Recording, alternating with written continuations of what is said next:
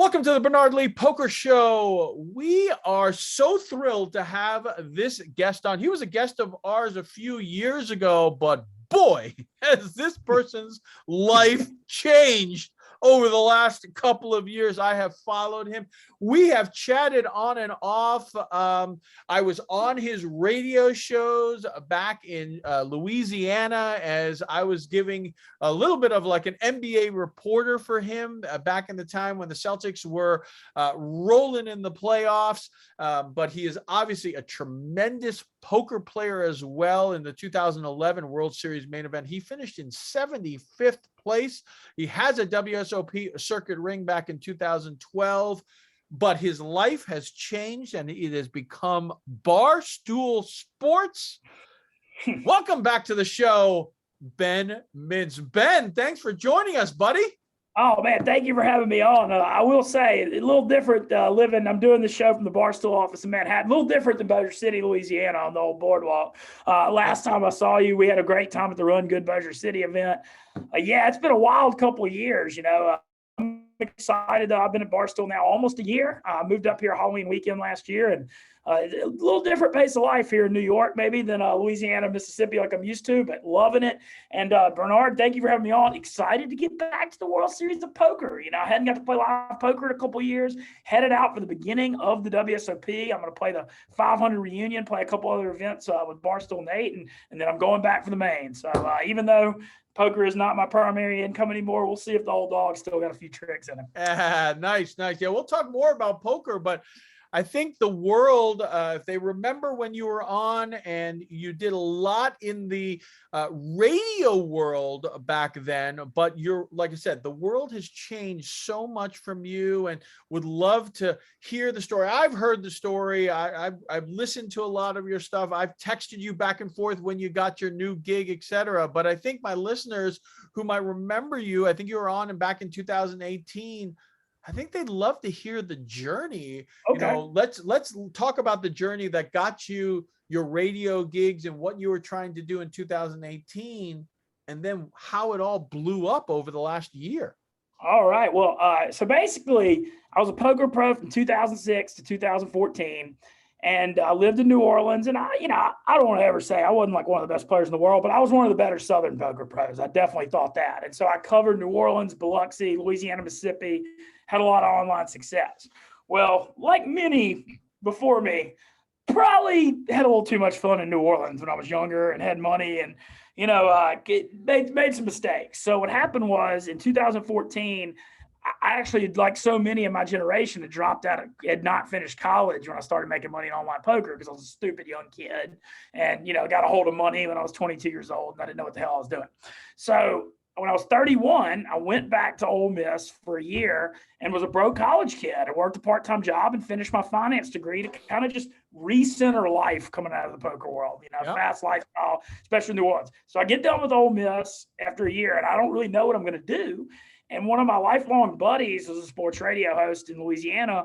And he calls me, he's like, what are you doing with your life? I was like, it's a damn good question, but I need to get out of Oxford. I'm 32 years old. I'm going to be sitting next college town. He's like, well, I'm going to recommend you for a sports radio job in Shreveport, Louisiana. They want me, but I've got a wife and kids. I can't do it. So he recommends me for this job, and I had no experience, but I had knowledge of sports and kind of a different personality, and they took a shot on me. So I got hired in late 2015, and that's where you saw me in 2018. Yep. Was at a 3-hour radio show in a 250,000 person market. I was mixing it up with Mintz, right? Mixing it up with Mintz, baby. I remember. The show sucked for the first year. I didn't know what the hell I was doing. But then, once the first football season hit and I started making it my own, like fantasy and gambling and talking poker, you've always figured this out well, Bernard. This is something I'm a compliment you on. You can't fake passion. Right. And when I'm talking about stuff I'm interested in, whether it be food or live music or poker, the listeners can feel that. You're very passionate about poker too. And you can tell when people are phoning it in. It's very easy. It's amazing you said that because I have gotten that statement to me when I talk about poker, when I'm interviewing outside of the world of poker with people that, just regular media. Every single person says that about me. They say like, well, you're really passionate about this. And I honestly don't even think, I'm like, really? Why do you say that? They go, you can just hear it. You just enjoy it. And It's the truth. I never think I work. Since I moved over to the world of poker, I don't feel like I have a job. I enjoy what I do, whether it's the podcast, whether it's playing poker, whether it's doing some consulting, whether it's doing writing, whatever it is. You're right. You cannot fake passion at all. And boy, when you do your stuff, especially about Ole Miss, there's no doubting what you want to do and how much backing you have for your schools and the South. Well, so what happened, so I was doing the radio show and we had a 4-year, 3-month run. And, I built it up. I had 25 sponsors. I mean, we were doing well. But right when COVID hit, I get called into my GM's office and you hear the words you never want to hear in radio, and that's station format change. My show was doing well, but the rest of the station wasn't. So they decided to switch it to music to lower overhead. So I get let go like literally the week of COVID. So I'm sitting there, it's like mid-March 2020. I'm like, all right, well, what am I going to do? And I decided actually to go back to Oxford, Mississippi, Ole Miss for the third time. I was like, I'm just going to play online poker and lay low in a small town because I thought it was safe with COVID. Louisiana was getting lit up. So I just played online poker for 3 months, like it was 15 years ago, like back in a college town. I'm like, well, I've either come a long way as a person or I haven't gone anywhere at all. It was very, very ironic. So I thought I'd been doing stuff with ESPN Baton Rouge, which is the LSU flagship and one of the top stations in the South. I've been like a side character for a few years, and I thought I had a good chance to get a job there. Well, they put a hiring freeze during COVID. I get the call in late June that they wanted to hire me. So I moved down to Baton Rouge the next day because I've been waiting on that job. Right. And that was the job I'd wanted. I built up in Shreveport to ESPN Baton Rouge. I got a house in Baton Rouge. Like, hopefully I'm here 3 to 5 years. Well, fast forward 3 months to October 3rd of last year, and Ole Miss is playing Kentucky. And Ole Miss scores and goes and kicks an extra point, wins by 1 point in overtime because a Kentucky kicker missed an extra point. So on my social media, I'm just fired up after Ole Miss won. Not thinking anything of it. I do the Ole Miss cheer, but, more just for my social media, people to laugh. And I send the video out on Twitter. Saturday night goes by. I don't think anything of it. Sunday morning, I'm getting ready for my NFL show at the ESPN Baton Rouge. And my phone goes off like a nuclear bomb. And I look down, and it's Dave Portnoy, still Presidente, saying SEC football hits different, with my dumb ass yelling at the screen in the Ole Miss cheer. Then he follows me on Twitter, and I'm like, oh, wow, something's going on here. And then he DMs me, and he said, is that you in that video? And I said, damn right, that's me. He goes, we're ready for you to come work for us at Barstool Sports. It was that quick. No interview. No interview, no. That was your interview. You didn't realize it, but that was your interview. I came to find out, they did some digging on me that night. They saw the video, and then they saw the gambling background, and then I sports gambling and poker background. Poker, right. Yeah, and it just made sense. And Big Cat had done a lot of stuff with LSU, with Pardon My Take, and he called 3 LSU references to ask about me because ESPN Baton Rouge, they're all like, you want this guy. Right. And so I got hired, and then Dave offered me. He calls me the next day, and I say hello. First thing Dave Portnoy says to me is, your voice sounds exactly how I hoped it would, with the Southern drawl. And especially being up here in the North where, it stands out. Right. You stick out like a sore thumb. Right. Yeah. Dave says, he goes, listen, I don't know everything about life, but I'm good at finding talent. And you're my guy. And I was just like, whoa. And he said, look, we're going to give you the option. You can either move to New York or you can stay in the South. We'll pay you more if you move to New York, but we really just want the content. So at first for a day or two, I'm like, oh, I could stay in the South and do this, blah, blah, blah. And then I'm like, that is the worst attitude you could ever have. Like, you've been grinding. You went back to school at 31. You were in Bossier 4 years. You got to take this opportunity. Take this opportunity and run with it, baby. Yeah, that's what I'm saying. So I move up. I'd only spent one night in New York in my entire life. And I move up here 4 weeks later, Halloween weekend, and just jumped right in it. And, it's gone great. I'm the host of the Fantasy Football Factory podcast. I'm on Pick Central every day, gambling show for an hour. We have a poker podcast up here. Nate and I do Cracking Aces. Nate's podcast, but I'm part of it. Cracking Aces. I write blogs. I do stuff with all the pin casinos. I'm on stool streams. I try to just – Barstool is unique. You don't want to do one thing. You want to do 9 things. Right. And so I try to contribute in every way I can. And, I've been here about a year, and so far it's going really well. And I've got a lot of support from Mississippi and Louisiana as one of the first South people up here. And so really excited about the future, and, happy to be back on the Bernard Lee Poker Show. And Bernard, coming back though, I did well in the World Series Maine in 2018, got 327. Right. I'm excited about getting back out there. It's going to be a different world being the Barstool guy there. I mean, I'm going to be, writing blogs and video logs. I'm going to get recognized way more than I used to. But I'm excited to get back in there for this WSOP. And I'm going to get back, play a few of the opening events and play the main. And, I'm 2 for 5 in the main. I know, obviously, you've done great in the main, but there's just nothing like the World Series main. Nothing like it. Like you said, I've been fortunate. Obviously, I had that deep run, but I've also, I don't think people know, I've cashed 4 times total, and gotten to day 5 and day 6 pretty deep, and it's an event like no other. But just talking a little still more about the Barstool. So what I love is if people don't watch you or follow you, I loved early on when you had those walks to work. And I loved it because to me, I grew up in the suburbs of New York, but I went also, I did some school in New York as well, and seeing the pizza shops and the jewelry stores and all that, and the scaffolding, right? Because they're all doing construction nonstop in New York. I loved it. I thought it was so cool to watch a good old Southern boy walking down New York and just talking. I thought it was the best as you're going in. And then your after dinner mints. I mean, like all this stuff. We're still cranking those out. I love all of this kind of stuff. What is kind of like a typical day now? Like, do you come in with like, these are the things we're going to talk about, or is it just very organic as the day goes on based off of what happens? Well, it's both. When I do keep like a notepad and a calendar just to keep track of everything, because the thing with I need 36 hours a day. I mean, there's just so much going on up here, especially with Barstool Sports expanding around the country. So every day I'm on Pick Central from noon to 1. So I know I'm part of that every day. I try to write a blog on something, whether it be poker, sports gambling, whatever. I try to write at least one blog every day. Barstool blogs, the school thing. At first, I wasn't doing that. That was a mistake. So I try to do that. We tape. I do the Fantasy Football Factory podcast twice a week. I do the Cracking Aces Poker podcast once a week. I'm on the trivia once a week. I'll do the street. I mean, honestly, a lot of stuff you don't know, but there is a little structure to it. And that I know there's some things I'm going to do every day. But then when you're in the office, like today, a minute ago, I just got invited to go to Miami next week, tape some Hooters commercial, and I was like, hell yeah, I'll go to Miami. Let's do it. So now I'm flying to Miami Monday afternoon. I haven't been there in 10 years, Right. So you just never really know what's going to happen with it. Like I taped a part of my tape commercial 2 days ago. Well, it's in Staten Island. You don't really know, but I do try to like write down business plans. I've got a lot of merch in the store. You got to push that. It's a lot, but it's the beauty of it is they hand you a blank canvas with all the resources you could ever want, and they don't tell you anything. They're just like, do what you want with it, But and then they, it's awesome how much creative freedom they give you.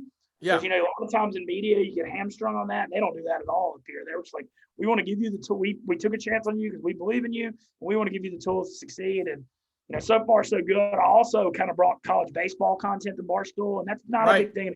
Not a big thing in the Northeast, but it's really big in the South, Texas, and Florida. And they'd never touched it before, and that blew up really big. And so, they're so far so good. I mean, I'm very excited about the future here at Barstool, and it's surreal because I'm the first person I was the first Louisiana person in here, and now we just hired another one in Megan. But it's just crazy because there's so many Southern Barstool fans who said forever, like, we need a New Orleans guy in there, we need Louisiana ties, we need more Mississippi, and I just got kicked out of the sky with that opportunity. Well, you fit perfectly with regards to that. But I think the other thing that is just so great in the South, and this is what I had some friends who worked at my old job. One was from Tennessee, one was from Georgia. Georgia a little bit more, but definitely Tennessee is that another one was from Mississippi. They don't have pro sports. I know Georgia is a different story, Atlanta, but they don't have pro sports. And so based off that, I know Tennessee with Memphis and the Titans, but still there's not as much pro sports as it is up here in the Northeast. I mean, New York has 3 teams, basically, if you consider New Jersey, I mean, like 3 teams, almost every single sport. And Boston, Philly, all of these places have pro sports, and they have multiple ones, right? I mean, they're always looking at, could there be a 4 pro sport year where it's of baseball, football, basketball, and hockey. You just don't have that down in the South. So it's so much more college oriented, and they become the main show. And so when you're talking about college baseball and all that, we just don't look at that up here like the South does, right? No, your read, you could not have been more brilliantly and eloquently said by you. Like you look at especially Ole Miss, Mississippi, no pro team. So Ole Miss and Mississippi State, football and baseball are the major league teams. And Ole Miss baseball, you draw 10,000 people at college baseball games. That's the only game in town, Right. And so you're right, the passion and enthusiasm because of that is a different level with the SEC because they're kind of in more rural areas, as you said, all the population base up here on the pro team. So it's been cool to expand in those markets. And it's I'm a big Saints and Pelicans fan. New Orleans, I lived down there 5 years, and so that's kind of my team ties. But no, your read's correct. I mean, you look at Mississippi and Alabama. I mean, look at Alabama and Auburn football. There ain't no pro teams there either. Right. How crazy and passionate they are. So I agree with everything you're saying. And the thing about it from us in the Boston, I'm out of Massachusetts, and so but BC, for example, right, Big East, that was a big conference with St. John's, Georgetown, Syracuse, etc. But now they all kind of split off all over the place. And the tough thing about BC is you're competing obviously against schools, especially in basketball, that are tremendous with the Dukes and the North Carolinas. But down there, they are the focal points, right? They are everything. That's where everyone is focused on. BC, if you're not playing well, you're not focused on BC basketball. The Celtics are playing well and all of that. And it's just a tough world to do it in. And so down in the South, they could be having a 1-10 season. They're watching them. It's all about their rival weekend, right? They could lose every single game, but if UNC loses every single game and beats Duke, they had a good season, right? I mean, that's really what it comes down. Ole Miss, Mississippi State. If Mississippi State beats nobody Ole cares Miss, about the state of Mississippi, but in Mississippi, it's funny now too because that's a hilarious joke at Barstool. A big part of how I got hired is we have a big Mississippi State personality here named Brandon Walker, and I was kind of brought in to bring on that storyline, and it's like a hilarious joke around the office. Everybody's like, nobody gives a crap about your Mississippi schools, having it there. It's like we don't have an Alabama or Auburn people, but we got Ole Miss and State. Right. It's kind of like a funny Barstool joke. Right, 100%. So, how much interaction do you have with Dave on a regular basis? Pretty good. The thing with Dave, obviously he's really busy. So but he's in the office a lot during football season. During the summer, he was kind of kicking it in Montauk, up in the Hamptons. But I saw he was messing. I mean, I talked to him for about a minute today. He was messing. He always messes with me. I mean, he just messes with me nonstop. What he did to me on Twitter during the College World Series was just, I mean, it was interesting when he's dragging you in front of 2.6 million Twitter followers. I mean, it's just everywhere I go, people are just like talking about it. And what's funny is everybody's like, "Why does Dave hate you so much?" He goes at you. He's like, he doesn't hate me. If he talks about you publicly, that means you're relevant. He loves you, right? Yeah, if he doesn't talk about you, then that's when you're not relevant. So I was like, it's great. He's talking about me, even if it's bad. And I really look. The thing with Dave Portnoy, you work hard, you show up. He can't find a better guy to work for. I mean, look at the Barstool Fund raising $40 million for businesses hurting. Nobody steps up for causes. Look. But he, if you're not working hard, you're not pulling your weight, he's going to call and tell you like it is. And he should do that. He's boss. And he can use public accountability. And I don't blame him for any of that. But, man, you work hard for him. You show up. He's great to work for. And what I love about him. That's about him. Yeah. What I love about him and what I love about just kind of the whole thing is that they choose the topics that they enjoy and they're going to talk about them, whether it's poker, whether it's college sports, like you said, whether it's the golf crew, or whether Dave's talking about the pizzas. I love it. I love it. It doesn't matter. Hey, I enjoy this, and I'm going to talk about it, and I'm going to give you my opinion. And I love watching his pizza stuff. I think it's just really me really too. And before I got hired with Barstool, the pizza was following Dave and the pizza reviews. What I did, I wasn't like a big Barstool. Like I followed Dave and Big Cat, but I wasn't like a stoolie. And Dave's pizza reviews were like I used to watch them during COVID. I was watching them every night. Right. And so I think it's just kind of funny to put on that. And I'm sure that the entire environment there there is good. We talk about what the environment of, do you interact with some of the other guys as well? Like I watch the golf stuff a lot on YouTube, right? Like I love them. And when they're talking about, I love the stuff they do with Kisner. It's just hysterical. Kisner, a good Southern boy as well. And, do you get to interact with those guys a lot? So Riggs, who runs the golf stuff's not really there much. He's around the country with classic stuff, but Trent and Frankie both sit by me, so I see those guys. Oh, really? Great. Yeah, they sit by me. And now that's the thing. Why I moved up here is to be in the office in that. Exactly. Right. Like there are people, we have people working all over the country, and they're really big followings, but I see their stuff and they don't feel like they're part of us. It's all about being in the office. So yeah, I do interact with those guys. I interact with everybody in the office, to be honest. And so, it's just a fact. You know what it reminds me of in a way is like in summer of, I think it was 2011, we had an online poker house in Vegas where we had like 12 of us rent a mansion. It reminds me of like the online poker backgrounds because you've got people from all walks of life, different skill sets and strengths and backgrounds and all that. But it kind of reminds me of that because it's like all these different personalities, but they all do one thing, working for Barstool. Right. And you all have a similar passion. You guys had it for poker, but here you have it for like this interesting sports world, and you're all coming together to kind of like relive this passion. Yeah, I kind of see the comparison. That's kind of like that's actually what it reminds me of. And it kind of just like online poker, you've got a lot of really random different characters too. So it's something, and every day is a new and exciting adventure, and it's just crazy. I never would have thought I'd live in Manhattan or be up here, doing this in my life. But, I'm 38 years old. I feel like I'm where I'm supposed to be. And, I'm about a year in, and I feel really good about hopefully being here the next 3 to 5 years. So we'll see. So do you live in the city? Do you live outside? Where do you live? So I live in Hoboken, New Jersey now. Oh, okay. I moved there about a month ago. I actually lived in Hell's Kitchen. So the rent was cheaper during COVID because so many people left the city. Of course. Right. So I had a good deal on a place for like 8 months, but then in summer they rejacked the rent back up. And so I moved to Hoboken to save money, but I like Hoboken. It's clean. Yeah.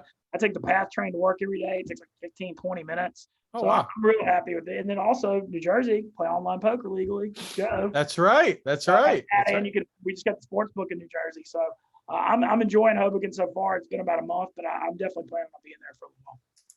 So talk about, like you said, your first time living in New York, 2 or 3 things that you really just are surprised about and really enjoy about New York, because, for you being from the South, it's just this has got to be a completely different world, right? It is, but it was interesting because I moved up during the heart of COVID when New York was really shut down and slow. So that kind of like, the first 6 months, I was just putting my head down, going to work every day. Right. Easier introduction than just coming in on a normal scenario, right? Exactly. And I think that helped, though. It was a big job. So I was really trying to just focus on that and establish myself, which I've done. But I love the bagels. I'm a huge, I love it. I love smoked salmon bagels, man. There you go, lox. I like it's bad. I like them too much. I can't. I need to eat less of them, but I love them. And the pizza is awesome too. I love just the variety of cultures, though. I love eating ethnic food. And here, I eat Korean barbecue and eat. There you go, boy. That's I like all of it. That's all stuff. I love Southern food, but just love the melting pot and just getting to explore other different cultures. Koreatown's like 2 blocks from where I work. I go over there. And that's it's a smaller one in New York. Yeah, that's one of my favorite things, though, is just the different variety and backgrounds and exploring other cultures. And then also, the live music's coming back. I'm a big rock and roll guy, and there's so many cool historic venues. Every band comes through New York you can ever imagine. So I like that part about it. The one thing that's been good, though, is I quit drinking alcohol in early 2020, and I'm glad I did that before I got here because the partying lifestyle would have been a problem for me, in the past. But now I'm 38. I'm past all that, luckily. It definitely would have been a different world for you, right? Yeah, for sure. Well, I wouldn't have been able to survive it. The freaking cost of living here kills me. But I'm really just enjoying it. I go to work. Barstool's a 7-day-a-week job too, especially during football season. I'm on live streams every Saturday and Sunday. So I don't know how people can even carry hangovers and have this job, but how much stuff we got to do. It must have, obviously, it's a different world over there. The cost of living must have initially been like culture shock. It just must have been like, what?